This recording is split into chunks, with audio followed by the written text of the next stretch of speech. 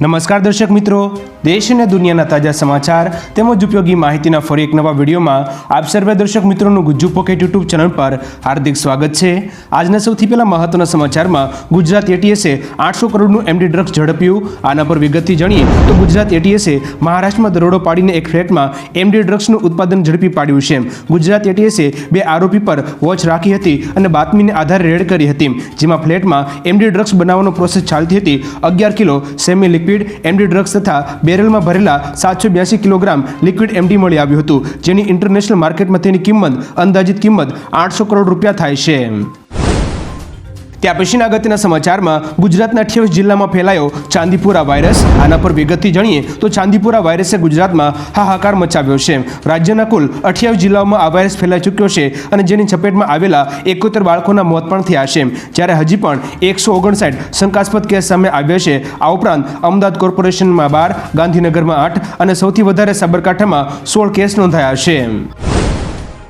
એના પછીના વધુ એક મહત્વના સમાચારમાં સાવધાન, ઇલેક્ટ્રિક વ્હીકલની બેટરીથી ઘરમાં આગ લાગી। આના પર વિગતથી જાણીએ તો અમદાવાદમાં એક ઘરમાં ઇલેક્ટ્રિક વ્હીકલની બેટરીમાં બ્લાસ્ટ થતાં આગ ભભૂકી ઉઠી હતી, જેના કારણે ઘરમાં ભારે નુકસાન પણ થયું છે। ઇલેક્ટ્રિક વ્હીકલની બેટરી ચાર્જિંગમાં મૂકી હતી તેવા સમયે શોર્ટ સર્કિટ થઈને આખા રૂમમાં આગ ફેલાઈ હતી। ઘટનાની જાણ થયા બાદ ફાયર બ્રિગેડની ટીમે આગ પર કાબૂ મેળવ્યા ભારે જહેમત ઉઠાવી હતી। આગ પર કાબૂ મેળવીને પરિવારના સભ્યોને સલામત બહાર નીકાળ્યા હતા।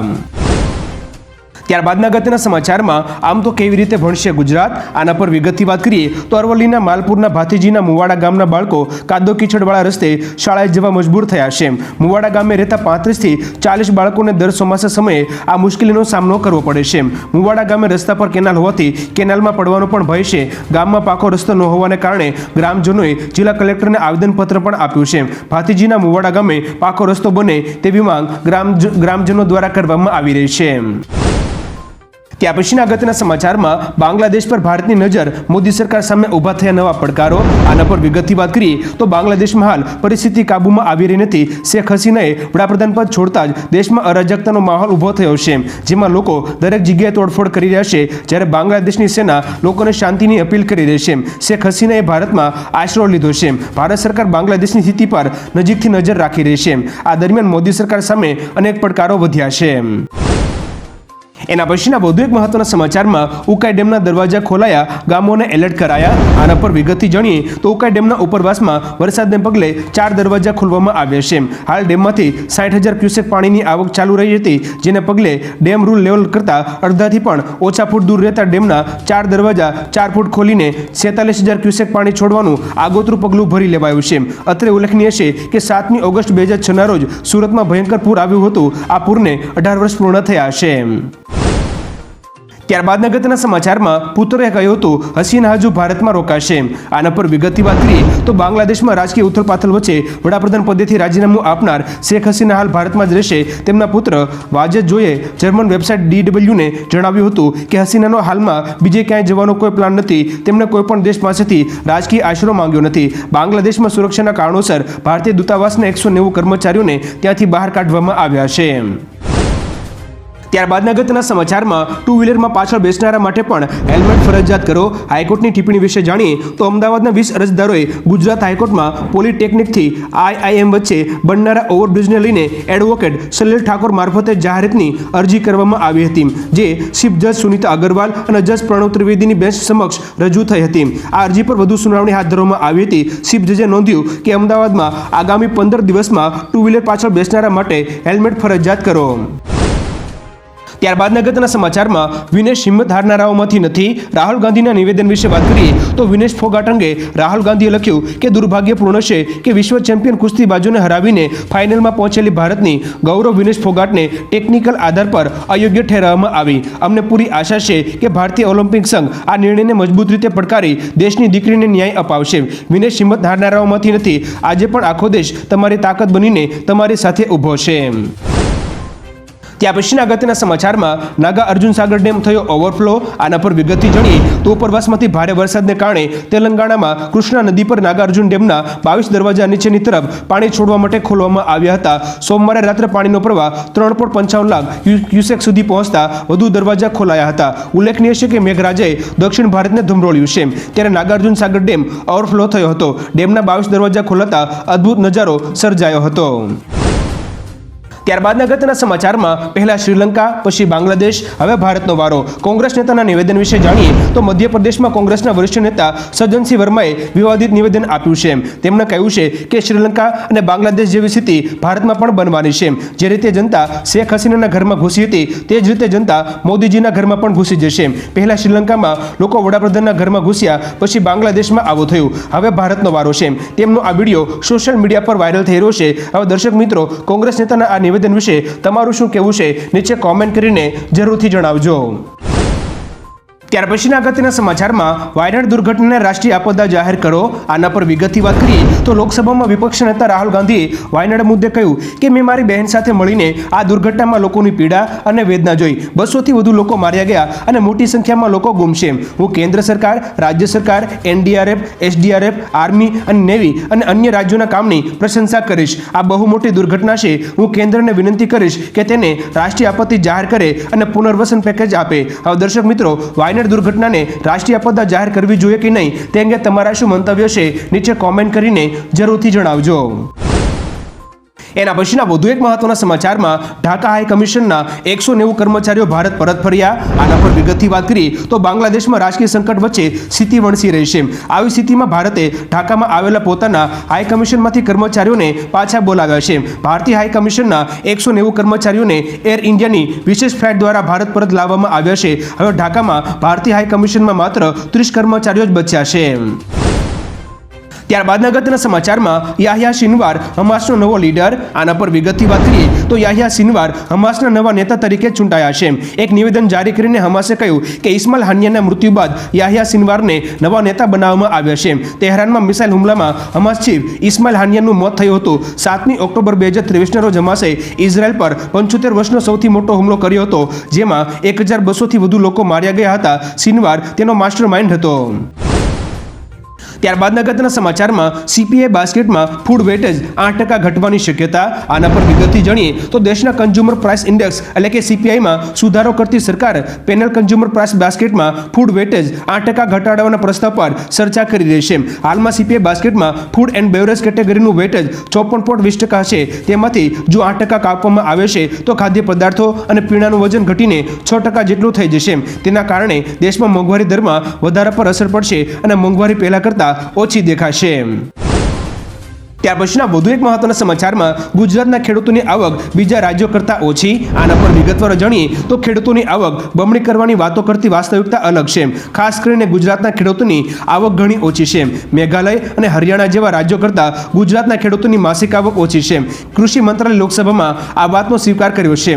ગુજરાતના ખેડૂતો આવકની દ્રષ્ટિએ દેશમાં 11મા ક્રમે છે. ગુજરાતમાં ખેડૂતોની માસિક આવક 12,600 રૂપિયા છે. હવે દર્શક મિત્રો, ગુજરાતના ખેડૂતોની આવકને લઈને તમારું શું કહેવું છે નીચે કોમેન્ટ કરીને જરૂરથી જણાવજો. ત્યાર પછીના અગત્યના સમાચારમાં ભારતમાં પણ બાંગ્લાદેશ જેવું થઈ શકે છે. ખુરશીદના નિવેદન વિશે વાત કરીએ તો ભારતના પૂર્વ વિદેશ મંત્રી અને કોંગ્રેસના વરિષ્ઠ નેતા સલમાન ખુરશીદે વિવાદાસ્પદ નિવેદન આપ્યું છે. તેમણે કહ્યું કે જે બાંગ્લાદેશમાં થયું તે ભારતમાં પણ થઈ શકે છે. શિક્ષણવિદ મુજીબુર રહેમાનના પુસ્તક Shikwa-e Hind the political future of the India's મુસ્લિમના વિમોચન પ્રસંગે તેમણે બોલતા કહ્યું કે કાશ્મીરમાં ભલે બધું સામાન્ય લાગે, પરંતુ સત્ય એ છે કે સપાટીની નીચે કંઈક બીજું જ ચાલી રહ્યું છે.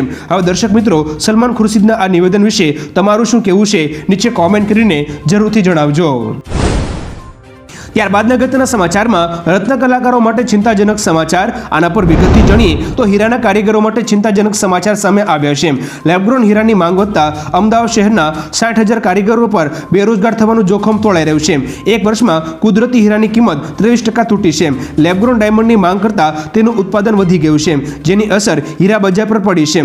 અમદાવાદના બાપુનગરના 400 કારખાનામાં 60% કારીગરને કામ મળી રહ્યું છે. ગુજરાતમાં 23 લાખ અને અમદાવાદમાં અંદાજે 60,000 કારીગર છે. ત્યારબાદ અગત્યના સમાચારમાં મોટા ષડયંત્રનો ખુલાસો, પાકિસ્તાની નાગરિકની ધરપકડ. આના પર વિગતવાર વાત કરીએ તો અમેરિકાના પૂર્વ રાષ્ટ્રપતિ ડોનાલ્ડ ટ્રમ્પ સહિત અનેક નેતાઓની હત્યાનું મોટું કાવતરું નિષ્ફળ ગયું છે. ન્યૂયોર્કમાં એક પાકિસ્તાની નાગરિક ઝડપાયો છે જે નેતાઓને મારવા અમેરિકા આવ્યો હતો. આ વ્યક્તિના ઈરાનની સરકાર સાથે સંબંધો છે. પાકિસ્તાની વ્યક્તિની ધરપકડ બાદ તરત જ પૂર્વ રાષ્ટ્રપતિ ડોનાલ્ડ ટ્રમ્પ અને અન્ય અધિકારીઓની સુરક્ષા વધારી દેવામાં આવી છે. આરોપીની ઉંમર 46 વર્ષ અને તેનું નામ આસિફ રઝા છે.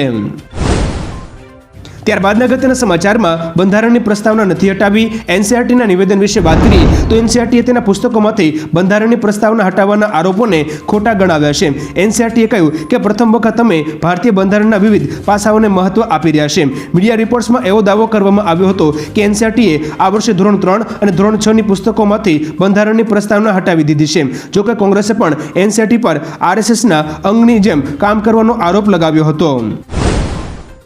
ત્યાર પછીના અગત્યના સમાચારમાં સરકાર શિક્ષણ ક્ષેત્રે સંપૂર્ણપણે નિષ્ફળ. આના પર વિગતથી જાણીએ તો ગુજરાતમાં શિક્ષણની સ્થિતિને લઈને નીતિ આયોગના રિપોર્ટમાં મોટો ખુલાસો થયો છે. રિપોર્ટમાં જણાવવામાં આવ્યું છે કે ગુજરાત 2024માં પરફોર્મિંગ રાજ્યમાં આવી ગયું છે. કોંગ્રેસ પ્રવક્તા પાર્થિવરાજસિંહ કઠવાડિયાએ જણાવ્યું કે મૃદુને મક્કમ સરકારને શિક્ષણ ક્ષેત્રે મક્કમતા ક્યાં જતી રહે છે તે ખબર નથી પડતી. ગુજરાત મોડેલના નામે ગુલબાંગો પોકારનારી ગુજરાતની ભાજપ સરકાર શિક્ષણ ક્ષેત્રે સંપૂર્ણપણે નિષ્ફળ રહી છે. હવે દર્શક મિત્રો, ગુજરાતમાં શિક્ષણ ક્ષેત્રે સંપૂર્ણપણે નિષ્ફળ ગયું છે કે નહીં તે અંગે તમારું શું માનવું છે નીચે કોમેન્ટ કરીને જરૂરથી જણાવજો. ત્યારબાદ અગત્યના સમાચારમાં હિજાબ બુરખા પર પ્રતિબંધ, સુપ્રીમ કોર્ટમાં સુનાવણી થશે. આના પર વિગતથી જાણીએ તો કોલેજોમાં હિજાબ પ્રતિબંધનો મુદ્દો ફરી એકવાર ચર્ચાનો વિષય બન્યો છે. મુંબઈની ખાનગી કોલેજોમાં હિજાબ, નકાબ, બુરખો, સોરવા અને કેપ પહેરવા પર પ્રતિબંધ મૂકવામાં આવ્યો છે. આ મામલે સુપ્રીમ કોર્ટ સુધી પહોંચ્યો છે. હિજાબ પરના પ્રતિબંધને જાળવી રાખવાના બોમ્બે હાઈકોર્ટના નિર્ણયને પડકારવામાં આવ્યો છે. સુપ્રીમ કોર્ટે કહ્યું છે કે આ મામલે ટૂંક સમયમાં સુનાવણી થશે. ત્યાર પછીના અગત્યના સમાચારમાં મુસ્લિમ છોકરીઓની લગ્નની ઉંમર અંગે બાળ આયોગ સુપ્રીમ કોર્ટમાં. આના પર વિગતથી વાત કરી તો નેશનલ કમિશન ફોર ચિલ્ડ્રને સુપ્રીમ કોર્ટમાં અરજી દાખલ કરી પૂછ્યું છે કે શું મુસ્લિમ પર્સનલ લો હેઠળ 15 વર્ષની છોકરીને લગ્ન થઈ શકે છે. રાજ્યોની હાઈકોર્ટે આ અંગે અલગ અલગ નિર્ણયો આપ્યા છે. આવી સ્થિતિમાં સુપ્રીમ કોર્ટ પાસે સ્પષ્ટ નિર્ણયની માંગ કરવામાં આવી છે. હાલમાં દેશમાં છોકરીઓની લગ્ન માટેની ઉંમર 18 વર્ષ અને છોકરાઓ માટે 21 વર્ષ છે. જોકે મુસ્લિમ પર્સનલ લો હેઠળ લગ્નની ઉંમર 15 વર્ષ નક્કી કરવામાં આવી છે. ત્યારબાદ અગત્યના સમાચારમાં શેખ હસીનાને મોટો ઝટકો. આના પર વિગતથી વાત કરી તો બાંગ્લાદેશના પૂર્વ વડાપ્રધાન શેખ હસીનાને એક પછી એક ઝટકા લાગી રહ્યા છે. હસીના લંડન જવા માંગે છે, પરંતુ બ્રિટિશ સરકારે સંકેત આપ્યો છે કે એકવાર તે ત્યાં પહોંચે તો બાંગ્લાદેશના વિરોધને કારણે તેની સામે કાયદાકીય કાર્યવાહી કરવામાં આવી શકે છે. અહીં અમેરિકાએ હસીનાના વિઝા કેન્સલ કરી દીધા છે. આવી સ્થિતિમાં શેખ હસીના હજુ થોડા દિવસ ભારતમાં રહી શકે છે. તેમને સલામત સ્થળે ખસેડવામાં આવ્યા છે. ત્યાર પછીના અગત્યના સમાચારમાં 21મી ઓગસ્ટથી વિધાનસભાનું ચોમાસું સત્ર. આના પર વિગતવાર વાત કરીએ તો ગુજરાત વિધાનસભાનું આગામી ચોમાસું સત્ર 21મી ઓગસ્ટ 2024થી શરૂ થશે. વિધાનસભાનું આ ચોમાસું સત્ર 3 દિવસ યોજાશે. 3 દિવસ માટે યોજાનારા ચોમાસું સત્ર માટે રાજ્યપાલે આહવાન કર્યું છે. આ ચોમાસું સત્રમાં ગુજરાતના કેટલાક કાયદાઓમાં સુધારા સાથે નવા કાયદા માટેના વિધેયક લાવવામાં આવશે. ઉલ્લેખનીય છે કે ગુજરાત સરકારે કાળા જાદુ અને અઘોરી વિદ્યા સામે કાયદો લાવવાનું જાહેર કર્યું છે. તેને લઈને પણ વિધેયક પસાર થઈ શકે છે. ત્યારબાદ અગત્યના સમાચારમાં છૂટાછેડાની કાર્યવાહી પેન્ડિંગ રાખતા માનસિક વેદના થાય છે. આના વિશે વિગતવાર વાત કરીએ તો પતિ પત્નીની પરસ્પર છૂટાછેડાની કાર્યવાહી પેન્ડિંગ રાખતા માનસિક વેદના થાય છે. મુંબઈ હાઈકોર્ટે ચુકાદો આપતા આ ટિપ્પણી કરી હતી. હાઈકોર્ટે જણાવ્યું હતું કે જ્યારે પત્ની અને પતિ પરસ્પર છૂટાછેડા માટે સંમત થયા હોય અને સમાધાન માટે કોઈ અવકાશ ના હોય તેવા કિસ્સામાં નિર્ણય પર ફરી એક વખત વિચાર કરવાના એટલે કે કુલિંગ ઓફ પીરિયડનો ફરજિયાત 6 મહિનાનો સમય માફ કરી શકાય છે. ત્યાર પછીના અગત્યના સમાચારમાં કડવી કાકડી ખાવાથી થઈ શકે છે મૃત્યુ. આના પર વિગતથી વાત કરીએ તો કાકડીમાં ક્યુકરબિટાસિન નામનું તત્વ હોય છે જે તેને કડવી બનાવે છે. આ તત્વ કાકડીમાં કુદરતી રીતે જોવા મળે છે, પરંતુ ચોક્કસ સંજોગોમાં તેનું સ્તર વધી શકે છે. ક્યુકરબિટાસિન વધુ માત્રામાં લેવાથી મૃત્યુ પણ થઈ શકે છે. જો કે આ ખૂબ જ દુર્લભ કિસ્સાઓમાં થાય છે, પરંતુ તે શક્ય છે. ઉલ્લેખનીય છે કે અતિશય ગરમી અથવા દુષ્કાળને કારણે કાકડીમાં ક્યુકરબિટાસિનનું પ્રમાણ વધી શકે છે. આ કારણે કાકડી કડવી બને છે. ત્યારબાદના અગત્યના સમાચારમાં આઈસીઆઈસીએ ફિક્સ ડિપોઝિટ પર વ્યાજ દર વધાર્યું અને એસબીઆઈની નવી સ્કીમ આ બંને વિશે વિગતથી વાત કરીએ તો આઈસીઆઈસીઆઈ બેંકે ફિક્સ ડિપોઝિટ પર વ્યાજ દરમાં વધારો કર્યો છે.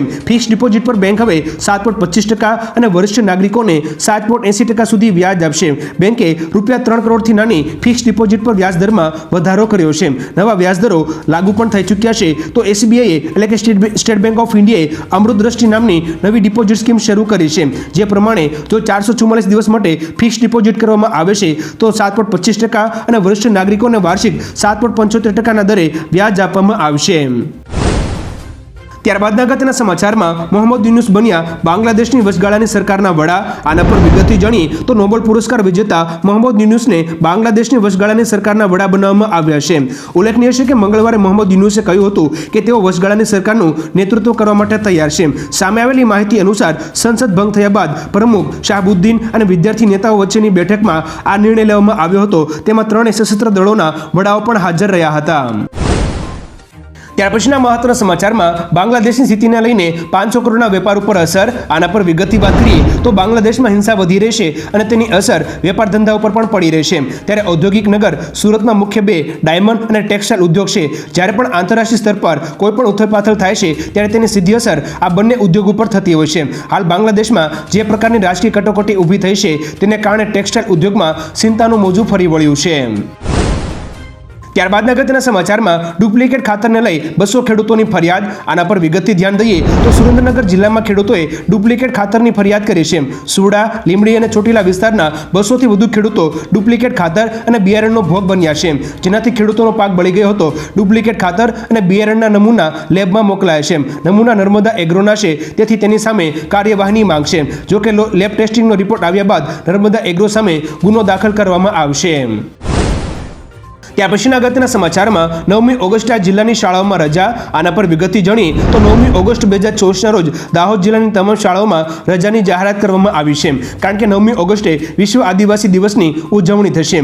દાહોદ જિલ્લામાં ગુજરાતમાં સૌથી વધુ આદિવાસીઓ રહે છે, તેથી શિક્ષણ વિભાગે પરિપત્રમાં રજા જાહેર કરી છે. શાળાઓમાં આદિવાસી સંસ્કૃતિ અંગે જાગૃતતા આવે તે માટે કાર્યક્રમ યોજાશે. સાથે આદિવાસી સમાજમાં વધતું દૂષણ દૂર થાય તેવા કાર્યક્રમો યોજવા શિક્ષણ વિભાગે પરિપત્રમાં જણાવ્યું છે. ત્યાર પછીના અગત્યના સમાચારમાં ઓલિમ્પિક 2036ને લઈને ગુજરાતમાં તૈયારીઓ શરૂ. આના પર વિગતથી જોઈએ તો ઓલિમ્પિક 2036 ગુજરાતમાં યોજાશે. તેની તૈયારીઓ માટે અમદાવાદના એસજી હાઈવે પર એક જમીન જોવાય છે, જે નારણપુરાના સ્પોર્ટ્સ સંકુલના એરિયા કરતાં મોટો પ્લોટ છે.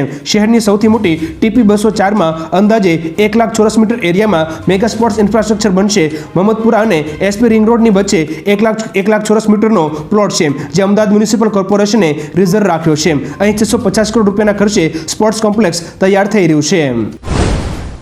એના પછીના વધુ એક મહત્વના સમાચારમાં આમ આદમી પાર્ટી મહારાષ્ટ્રમાં ચૂંટણી લડશે, ગઠબંધન નહીં કરે. આના પર વિગતથી વાત કરીએ તો મહારાષ્ટ્રમાં વિધાનસભાની ચૂંટણી આવી રહી છે, ત્યારે તમામ પાર્ટીઓ ચૂંટણીની તૈયારીઓમાં લાગી ગઈ છે. ત્યારે આ વખતે આમ આદમી પાર્ટીએ પણ મુંબઈની 36 સીટ પરથી ચૂંટણી લડવાની જાહેરાત કરી છે. ખાસ વાત તો એ છે કે આમ આદમી પાર્ટી મહારાષ્ટ્રમાં કોંગ્રેસ કે ઉદ્ધવ ઠાકરે સાથે ગઠબંધનમાં નહીં લડે, પરંતુ એકલા હાથે ચૂંટણી લડશે. આ વિશે આમ આદમી પાર્ટીની મુંબઈ અધ્યક્ષ પ્રીતિ શર્માએ કહ્યું કે ઇન્ડિયા ગઠબંધન માત્ર લોકસભાની ચૂંટણી માટે હતું, મહારાષ્ટ્રની ચૂંટણી અલગ વિષય છે. ત્યાર પછીના અગત્યના સમાચારમાં ગુજરાતમાં કોંગ્રેસની આ યાત્રા શરૂ થશે.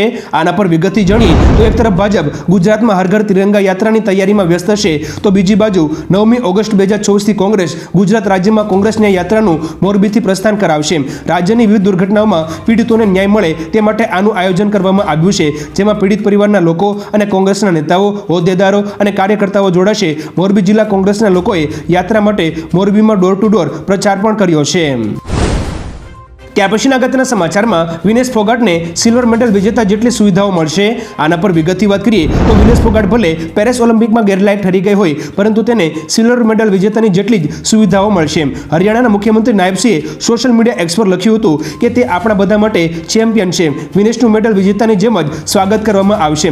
ઓલિમ્પિક સિલ્વર મેડલ વિજેતાને હરિયાણા સરકાર જે સન્માન, પુરસ્કારો અને સુવિધાઓ આપે છે તે વિનેશ ફોગાટને પણ કૃતજ્ઞતા સાથે આપવામાં આવશે. એના પછીના અગત્યના સમાચારમાં 29 નેતાઓની હત્યા, અત્યાર સુધીમાં 560 લોકોના મોત. આના પર વિગતવાર વાત કરીએ તો વડાપ્રધાન શેખ હસીનાના રાજીનામા બાદ બાંગ્લાદેશમાં સ્થિતિ વધુ ખરાબ બની રહી છે. હિન્દુઓ અને મંદિરો પર હુમલા પણ થઈ રહ્યા છે. આ સાથે હસીનાની પાર્ટી અવામી લીગના નેતાઓની પણ હત્યા કરવામાં આવી રહી છે. કહેવામાં આવી રહ્યું છે કે અત્યાર સુધીમાં અવામી લીગના 29 નેતાઓની હત્યા કરવામાં આવી છે. આ ઉપરાંત બાંગ્લાદેશમાં 23 દિવસ પહેલા શરૂ થયેલા વિરોધ પ્રદર્શનમાં અત્યાર સુધીમાં 560 લોકો માર્યા ગયા છે. ત્યારબાદના અગત્યના સમાચારમાં રાજ્યસભામાં હોબાળો, સભાપતિએ ખુરશી છોડી. આના વિશે વિગતથી વાત કરીએ તો વિનેશ ફોગાટના મુદ્દે રાજ્યસભામાં થયેલા હોબાળા વચ્ચે કોંગ્રેસના નેતા જયરામ રમેશની ટિપ્પણી અને વિપક્ષના સૂત્રોચ્ચારથી નારાજ થયેલા અધ્યક્ષ જગદીપ ધનખરે થોડીવાર માટે ખુરશી છોડી દીધી હતી. તેમણે કહ્યું કે કેટલાક લોકો એવું વિચારે છે કે આ પદ સંભાળનાર વ્યક્તિ તેના લાયક નથી. વિપક્ષના નેતાએ મારી વિરુદ્ધ ટિપ્પણી કરી અને હું મારા શપથથી નથી ભાગી રહ્યો, પરંતુ જે રીતનું વર્તન થયું છે થોડીવાર માટે હું અહીં નહીં બેસી શકું.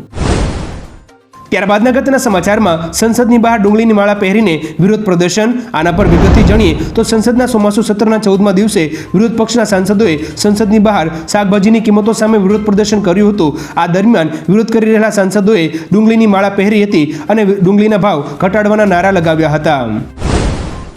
ત્યારબાદના અગત્યના સમાચારમાં પ્રેમ અને સન્માન આપે છે પણ કામ નથી આપતા. આના પર વિગતથી વાત કરીએ તો 90ના દાયકામાં સુપરહિટ ગીતો આપનાર સિંગર કુમાર સાનુ કહે છે કે હવે તેમને કામ ઓછું મળે છે. તેમણે કહ્યું કે મ્યુઝિક ઇન્ડસ્ટ્રીમાં મારી સફર ઘણી સારી રહેશે. ઘણી વખત મારા મનમાં એક પ્રશ્ન આવે છે કે જ્યારે હું લોકોની સામે હોઉં છું ત્યારે બધા મને ખૂબ પ્રેમ કરે છે, પરંતુ મને ગાવાનો મોકો કોઈ આપતું નથી. ખબર નથી કે આ લોકોનો પ્રેમ સાચો છે કે નહીં. બસ એક વાત એ છે કે લોકો મને ખૂબ માન આપે છે. ત્યારબાદના વધુ એક મહત્વના સમાચારમાં વિનેશને ભારત રત્ન અથવા રાજ્યસભામાં મોકલવા ટીએમસીની માંગ. આના વિશે વિગતવાર જાણીએ તો ટીએમસી વિનેશ ફોગાટને ભારત રત્ન અથવા તો રાજ્યસભાની સીટ આપવાની માંગ કરી છે. ટીએમસીના રાષ્ટ્રીય મહાસચિવ અભિષેક બેનર્જીએ સોશિયલ મીડિયામાં પોસ્ટ કરીને લખ્યું કે સરકાર અને વિપક્ષે સર્વસંમતિ બનાવવાનો કોઈ રસ્તો શોધવો જોઈએ અને વિનેશ ફોગાટને ભારત રત્ન એનાયત કરવો જોઈએ અથવા તો તેને રાષ્ટ્રપતિ દ્વારા નામાંકિત રાજ્યસભા સીટ માટે નોમિનેટ કરવી જોઈએ. વિનેશ ફોગાટે અસાધારણ ક્ષમતા દર્શાવી છે. હવે દર્શક મિત્રો, તમારું શું માનવું છે? વિનેશ ફોગાટને ભારત રત્ન આપવો જોઈએ અથવા તો રાજ્યસભામાં મોકલવા જોઈએ કે નહીં? નીચે કોમેન્ટ કરીને જરૂરથી જણાવજો. ત્યારબાદના અગત્યના સમાચારમાં દિલ્હીમાં હાઈ એલર્ટ, આતંકવાદીઓના પોસ્ટર લગાવાયા. આના પર વિગતથી જાણીએ તો 15મી ઓગસ્ટ 2024ને લઈને દિલ્હીમાં હાઈ એલર્ટ છે. સ્વતંત્રતા દિવસ પહેલા ખાન માર્કેટ સહિત ઘણા વિસ્તારોમાં મોસ્ટ વોન્ટેડ આતંકવાદીઓના પોસ્ટર લગાવવામાં આવ્યા છે. સબ ઇન્સ્પેક્ટર કોમલે કહ્યું કે લોકોને પોસ્ટર દ્વારા એલર્ટ કરવામાં આવી રહ્યા છે. લાલ કિલ્લાની આસપાસ મોટી સંખ્યામાં સુરક્ષા દળો તૈનાત કરવામાં આવ્યા છે. ત્યાર પછીના વધુ એક મહત્વના સમાચારમાં રેપો રેટમાં કોઈ ફેરફાર ના કરાયો. આના પર વિગતથી ધ્યાન દઈએ તો રિઝર્વ બેંક ઓફ ઇન્ડિયા એટલે કે આરબીઆઈ આ વખતે પણ રેપો રેટમાં કોઈ ફેરફાર કર્યો નથી. આરબીઆઈની મોનિટરી પોલિસી કમિટીની 3 દિવસની બેઠક બાદ મોટો નિર્ણય લેવામાં આવ્યો હતો. ગવર્નર શક્તિકાંત દાસે બેઠકમાં લેવાયેલા નિર્ણયોની માહિતી આપતા કહ્યું છે કે આ વખતે પણ રેપો રેટ સ્થિર રાખવામાં આવ્યો છે. હાલમાં રેપો રેટ 6.50% છે. ત્યારબાદના અગત્યના સમાચારમાં પાપા બાંગ્લાદેશમાં હિન્દુઓ પર અત્યાચાર થતા રોકો. આના પર વિગતથી વાત કરીએ તો બાંગ્લાદેશમાં હિંસા સતત શરૂ છે. ત્યાંથી હિન્દુઓ પર હુમલાના સમાચાર આવી રહ્યા છે. આ બધા વચ્ચે શિવસેનાના ઉદ્ધવ ઠાકરે વડાપ્રધાન મોદી પર કટાક્ષ કરતા કહ્યું કે જો તેઓ યુક્રેન અને રશિયા વચ્ચેના યુદ્ધને રોકી શકતા હોય તો પાપાને આ યુદ્ધ રોકવા માટે પણ કહો. પાપા બાંગ્લાદેશમાં હિન્દુઓ પર અત્યાચારો થઈ રહ્યા છે, તેમની સાથે પણ ન્યાય કરો. ઉલ્લેખનીય છે કે તેમણે ભાજપની એક એડને લઈને કટાક્ષ કર્યો છે. ત્યારબાદના અગત્યના સમાચારમાં પાકિસ્તાને રાહુલ ગાંધી સમેત 7 સાંસદોને કેરી મોકલી. આના પર વિગતથી વાત કરીએ તો એક તરફ બંગાળ સળગી રહ્યું છે તો બીજી તરફ ભાજપે પાકિસ્તાનને લઈને ચોંકાવનારો દાવો કર્યો છે.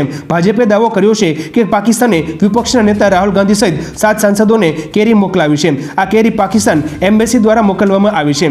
દાવા મુજબ પાકિસ્તાને રાહુલ ગાંધી, કપિલ સિબ્બલ, શશી થરૂર, મોહિબુલ્લા નદવી, જિયા ઉર રહેમાન બર્ક, અફઝલ અંસારી અને ઇકરા હસનને કેરી મોકલી છે. ત્યારબાદના અગત્યના સમાચારમાં બાંગ્લાદેશોની ભારતમાં ઘૂસણખોરી, 500 પકડાયા. આના વિશે વિગતથી જાણીએ તો બાંગ્લાદેશમાં સતત થઈ રહેલી હિંસાને કારણે સ્થિતિ બગડતી જાય છે. શેખ હસીનાના રાજીનામા બાદ હિંસા વધી રહી છે. આવી સ્થિતિમાં ભારત બાંગ્લાદેશ બોર્ડર પર હાઈ એલર્ટ છે. આ ઉપરાંત બુધવારે જલપાઈગુડી નજીક લગભગ 500 જેટલા બાંગ્લાદેશોએ ભારતમાં ઘૂસણખોરી કરવાનો પ્રયાસ કર્યો હતો. હુમલાના ડરથી તેઓ ભારત આવવા માંગતા હતા, જોકે બીએસએફે તેમને અટકાવ્યા હતા અને સમજાવીને પરત મોકલ્યા હતા. ત્યારબાદના અગત્યના સમાચારમાં 29મી રિલાયન્સની એજીએમ એન્યુઅલ રિપોર્ટ જાહેર. આના પર વિગતથી જાણીએ તો રિલાયન્સ ઇન્ડસ્ટ્રીઝની 47મી વાર્ષિક સામાન્ય સભા એટલે કે એજીએમ 29મી ઓગસ્ટ 2024 રોજ યોજાશે. કંપનીએ તેના એન્યુઅલ રિપોર્ટમાં આ માહિતી આપી છે. રિલાયન્સે નાણાકીય વર્ષ 2023-24 માટેનો રિપોર્ટ પણ રજૂ કર્યો છે. નાણાકીય વર્ષ 2024માં રિલાયન્સ ઇન્ડસ્ટ્રીઝે કુલ રૂપિયા 1.32 લાખ કરોડનું રોકાણ કર્યું હતું. નાણાકીય વર્ષ 2023માં તે રૂપિયા 1.42 લાખ કરોડ હતું. મુકેશ અંબાણીએ સતત ચોથા વર્ષે કંપની પાસેથી કોઈ પગાર લીધો નથી. ત્યારબાદના અગત્યના સમાચારમાં 3 દિવસ ભારે વરસાદની આગાહી. આના પર વિગતથી જાણીએ તો 2 દિવસથી વરસાદથી રાહત બાદ હવામાન વિભાગે આગામી 3 દિવસ સુધી ગુજરાતમાં ભારે વરસાદ અને વાવાઝોડી જેવી સ્થિતિની ચેતવણી આપી છે. 8મી તારીખે દક્ષિણ ગુજરાતમાં ભારે વરસાદની શક્યતા હતી, તો તેના પછી આગામી 2 દિવસ સાર્વત્રિક ભારેથી અતિભારે વરસાદ થઈ શકે છે. આ દરમિયાન દરિયાકાંઠે પવનની ગતિ 40 કિલોમીટર પ્રતિ કલાકની રહેશે, જેના પગલે માછીમારોને આગામી 5 દિવસ સુધી દરિયામાં ન જવાની સૂચના પણ આપવામાં આવી છે. ત્યારબાદના અગત્યના સમાચારમાં નેપાળમાં હેલિકોપ્ટર ક્રેશ, 5ના મોત. આના પર વિગતથી જાણીએ તો નેપાળના નુવાકોટમાં બુધવારે એક હેલિકોપ્ટર ક્રેશ થયું હતું. આ અકસ્માતમાં 5 લોકોના મોત થયા છે, જેમાં 4 ચીની નાગરિકો અને એક પાયલોટનો સમાવેશ થાય છે. એર ડાયનેસિટી હેલિકોપ્ટર રાજધાની કાઠમંડુથી રાસુવા જઈ રહ્યું હતું. નેપાળના સ્થાનિક મીડિયા રિપોર્ટ અનુસાર હેલિકોપ્ટરે ત્રિભુવન ઇન્ટરનેશનલ એરપોર્ટ પરથી બપોરે 1:45 ઉડાન ભરી હતી. ઉલ્લેખનીય છે કે 15 દિવસ પહેલા પણ નેપાળમાં એક પ્લેન ક્રેશ થયું હતું. ત્યારબાદના અગત્યના સમાચારમાં વિનેશ ફોગાટે કુસ્તીમાંથી નિવૃત્તિ લીધી. આના પર વિગતથી જાણીએ તો ભારતીય મહિલા રેસલર વિનેશ ફોગાટે કુસ્તીને અલવિદા કહી દીધું છે. સોશિયલ મીડિયા એક્સ પર તેણે લખ્યું કે માં, કુસ્તી મારાથી જીતી ગઈ અને હું હારી ગઈ. માફ કરજો, તમારા સપના અને મારી હિંમત બધું તૂટી ગયું છે. મારી પાસે હવે વધુ તાકાત નથી. ગુડ બાય રેસલિંગ 2001થી 2024 હંમેશા આપ સૌની ઋણી રહીશ. વિનેશ ફોગાટે પેરિસ ઓલિમ્પિક 2024ની ફાઇનલમાંથી અયોગ્ય જાહેર થયા બાદ કુસ્તીમાંથી નિવૃત્તિ લઈ લીધી છે. આ નિર્ણયથી ભારતીય દેશવાસીઓ આઘાત પણ લાગ્યો છે. ત્યારબાદના અગત્યના સમાચારમાં ઘાયલની મદદ કરવાને બદલે લોકોએ દૂધ લૂંટ્યું. આના વિશે વિગતથી જાણીએ તો બુધવારે ગાઝિયાબાદમાં એક અકસ્માત દરમિયાન એક વિચિત્ર ઘટના જોવા મળી હતી. ટ્રક અને ટેન્કર વચ્ચેની અથડામણમાં ટ્રકના ડ્રાઈવરનું મોત થયું હતું, જ્યારે કંડક્ટરને ગંભીર ઇજા થઈ હતી. આમ છતાં લોકોએ ઘાયલોને બચાવવાને બદલે ટેન્કરમાંથી વહેતું દૂધ લૂંટવાનું શરૂ કરી દીધું હતું.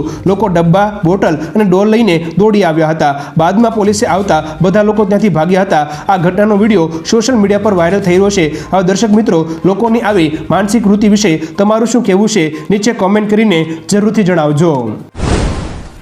ત્યાર પછીના અગત્યના સમાચારમાં માતા કમાતી હોય તો પણ બાળકની જવાબદારી પિતાની. આના વિશે વિગતથી જાણીએ તો જમ્મુ કાશ્મીર હાઈકોર્ટે એક કેસની સુનાવણી કરતા કહ્યું હતું કે બાળકોની સંભાળ રાખવાની જવાબદારી પિતાની છે. જસ્ટિસ સંજય ધરે સુનાવણી દરમિયાન કહ્યું હતું કે માતા ભલે કામ કરતી હોય અને કમાતી હોય, પરંતુ પિતા પોતાના બાળકોના ભરણપોષણની જવાબદારીમાંથી મુક્ત ના થઈ શકે. એક વ્યક્તિએ કોર્ટમાં દલીલ કરી હતી કે તેની પાસે બાળકોના ભરણપોષણ માટે પૂરતા પૈસા નથી અને બાળકોની માતા તો સારું કમાય છે. ત્યારબાદના અગત્યના સમાચારમાં નિયમો બદલો અને વિનેશને સિલ્વર મેડલ આપો. આના વિશે વિગતથી જાણીએ તો વિનેશ ફોગાટ સાથે શું થયું તે હાલ સમગ્ર વિશ્વમાં ચર્ચાનો વિષય છે.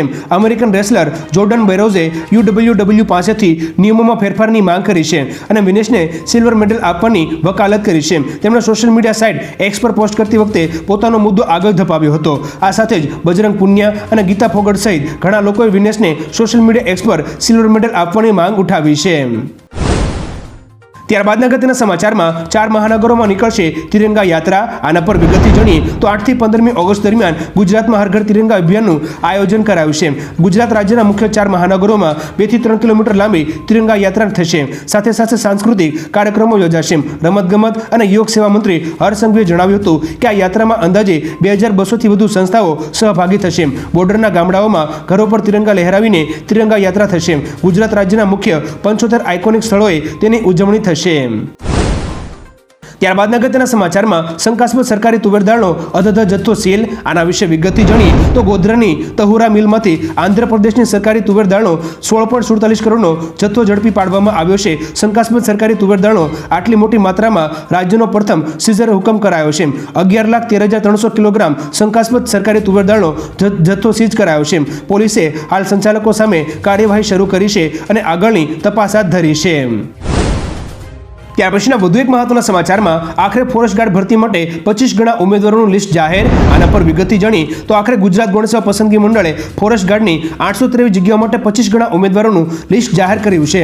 ફોરેસ્ટ ગાર્ડની 823 જગ્યાઓ માટે 25 ગણા ઉમેદવારોનું લિસ્ટ આખરે ગુજરાત ગૌણ સેવા પસંદગી બોર્ડની વેબસાઇટ પર જાહેર કરાયું છે. ફોરેસ્ટ ગાર્ડના આંદોલન કરી રહેલા ઉમેદવારોની માંગણીને ધ્યાને લઈને ગુજરાત સરકારે લિસ્ટ જાહેર કરવાની જાહેરાત કરી હતી. ત્યારબાદના અગત્યના સમાચારમાં કન્ઝ્યુમર કમિશનને મુકેશ અંબાણીને નોટિસ મોકલી. આના પર વિગતથી વાત કરીએ તો બિહારના મુઝફ્ફરપુર જિલ્લાના બ્રહ્મપુરા વિસ્તારના રહેવાસી વિવેક કુમારની ફરિયાદ પર જિલ્લા ગ્રાહક પંચે ઉદ્યોગપતિ મુકેશ અંબાણી અને મુઝફ્ફરપુરના જીઓ બ્રાન્ચ મેનેજરને નોટિસ મોકલી છે. પંચે બંને લોકોને 29 ઓક્ટોબર 2024ના રોજ હાજર થવાનો આદેશ આપ્યો છે. વિવેક કુમારના નંબરની પ્રાઇમ મેમ્બરશિપ 25મી મે 2025 સુધીની છે. તેમ છતાં તેમનું સિમ કાર્ડ બંધ કરાયું હતું. વિવેકે જીઓ પર 10,30,000 રૂપિયાનો દાવો પણ કર્યો છે. ત્યારબાદના અગત્યના સમાચારમાં શ્રાવણ માસ દરમિયાન ફળોના ભાવમાં વધારો. આના પર વિગતથી વાત કરીએ તો શ્રાવણ મહિનાની શરૂઆત થઈ ગઈ છે. શ્રાવણ મહિનામાં મોટા ભાગના તહેવારો પણ ઉજવવામાં આવે છે. લોકો શ્રાવણ મહિનાના એકટાણા અને ઉપવાસ કરતા હોવાથી ફળોની માંગ વધારે રહેશે. સામાન્ય દિવસો કરતાં શ્રાવણ મહિનામાં ફળોની માંગ વધી જાય છે. ફળોમાં પણ સૌથી વધારે કેળાની માંગ વધુ રહે છે. હાલ માર્કેટમાં કેળા 40 રૂપિયા પ્રતિ ડઝન, જ્યારે સફરજન 300 રૂપિયા, દ્રાક્ષ 60 રૂપિયા અને દાડમ 100 રૂપિયા પ્રતિ કિલોના ભાવે મળે છે. ત્યાર પછીના વધુ એક મહત્વના સમાચારમાં ગુજરાતમાં મિની વાવાઝોડાનો ખતરો.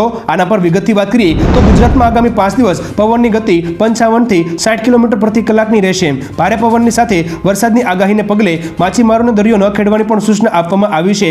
આ ઉપરાંત હવામાન નિષ્ણાત અંબાલાલ પટેલે જણાવ્યું કે 8મી, 9મી અને 10મી ઓગસ્ટે મુંબઈ, મહારાષ્ટ્રમાં ભારે વરસાદ રહેશે. તે સિવાય 11મી અને 12મી ઓગસ્ટમાં ગુજરાતમાં ભારે વરસાદ રહેશે. દક્ષિણ ગુજરાતની નદીઓમાં પૂર આવવાની શક્યતા છે, તો દક્ષિણ સૌરાષ્ટ્રમાં ભારે વરસાદ થવાની શક્યતા છે.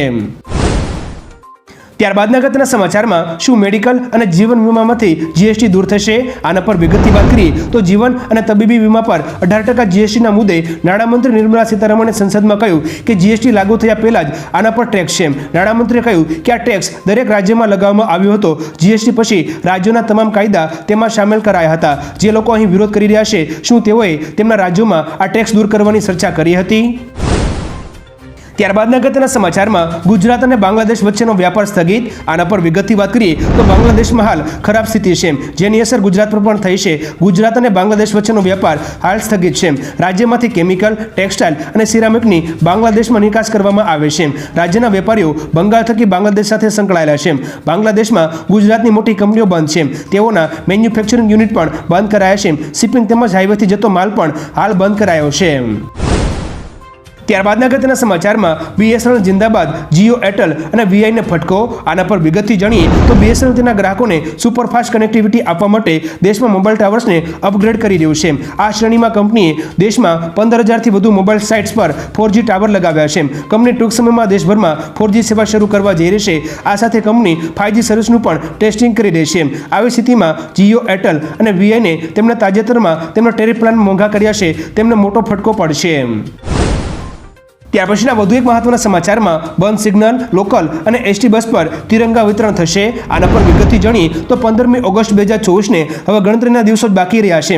8થી 15મી ઓગસ્ટ સુધી ગુજરાત રાજ્યમાં હર ઘર તિરંગા અભિયાનને રાજ્યભરમાં મનાવવામાં આવશે તેવી જાહેરાત કરવામાં આવી છે. બંધ સિગ્નલ, લોકલ અને એસટી બસ પર તિરંગાનું વિતરણ થશે. તે ઉપરાંત ગુજરાત રાજ્યના 14,000થી વધુ ગામ, નગરપાલિકા અને મહાનગરપાલિકામાં લાખોની સંખ્યામાં લોકો હર ઘર તિરંગા અભિયાનમાં જોડાશે. ત્યારબાદના અગત્યના સમાચારમાં 7.1ની તીવ્રતાનો તીવ્ર ભૂકંપ, સુનામીનું એલર્ટ. આના પર વિગતથી જાણીએ તો જાપાનમાં ભૂકંપના જોરદાર આંચકા અનુભવાયા હતા. આ ભૂકંપની તીવ્રતા રિક્ટર સ્કેલ પર 7.1 માપવામાં આવી હતી. ભૂકંપ બાદ ત્યાંની સરકારે સુનામીનું એલર્ટ પણ જાહેર કર્યું છે. ભૂકંપના આંચકા જાપાનના ક્યુસુ અને શિકોકુ ટાપુઓ પર અનુભવાયા હતા. ભૂકંપની સાથે જ જાપાનના મિયાઝાકી, કોચી, ઇહિમે, કાગોશીમા અને આયતામાં સુનામીની ચેતવણી જારી કરવામાં આવી છે. જોકે તે ઉપરાંત આ પરિસ્થિતિ પર નજીકથી નજર રાખવામાં આવી રહી છે. ત્યારબાદના અગત્યના સમાચારમાં વડાપ્રધાન મોદી 10મી ઓગસ્ટે વાયનાડ જશે. આના પર વિગતથી જાણીએ તો વડાપ્રધાન મોદી કેરળના વાયનાડ જશે. મળતી માહિતી અનુસાર વડાપ્રધાન મોદી 10મી ઓગસ્ટે વાયનાડનો પ્રવાસ કરશે. વાયનાડમાં 3 સ્થળોએ ભૂસ્ખલન થયું હતું, જેના કારણે 4 ગામોમાં ભારે વિનાશ થયો છે. આ દુર્ઘટનામાં લગભગ 400 કરતાં પણ વધારે લોકોના મોત થયા છે, જ્યારે ઘણા લોકો હજુ પણ લાપતા છે. એના પછીના વધુ એક મહત્વના સમાચારમાં કોંગ્રેસની યાત્રામાં આવશે દિગ્ગજ નેતાઓ. આના પર વિગતથી જાણીએ તો મોરબીમાં 9મી ઓગસ્ટ 2024થી ઝૂલતા પુલ દુર્ઘટનાના સ્થળેથી કોંગ્રેસની ન્યાય યાત્રા સવારે 9 કલાકે ધ્વજ ફરકાવીને શરૂ થશે, જ્યારે 11મી ઓગસ્ટે રાજકોટમાં ટીઆરપી ગેમ ઝોન પર સંવેદના સભા થશે, જ્યારે 13મી તારીખે આ યાત્રા આગળ વધી 15મી ઓગસ્ટે સુરેન્દ્રનગરમાં ધ્વજવંદન કાર્યક્રમ થશે. પછી યાત્રા અમદાવાદ પહોંચી ગાંધીનગર જશે. યાત્રામાં રાહુલ ગાંધી, સોનિયા ગાંધી, પ્રિયંકા ગાંધી, મલ્લિકાર્જુન ખડગે જેવા મોટા કોંગ્રેસના નેતાઓ સામેલ થઈ શકે છે. ત્યારબાદના અગત્યના સમાચારમાં ગુજરાતની જીવાદોરી સમાન સરદાર સરોવર ડેમની સપાટી વધી. આના પર વિગતથી જોઈએ તો ઉપરવાસમાં અને દક્ષિણ ગુજરાતમાં ભારે વરસાદની સારી અસર થઈ છે. નર્મદામાં આવેલ સરદાર સરોવર ડેમની સપાટી વધી ગઈ છે.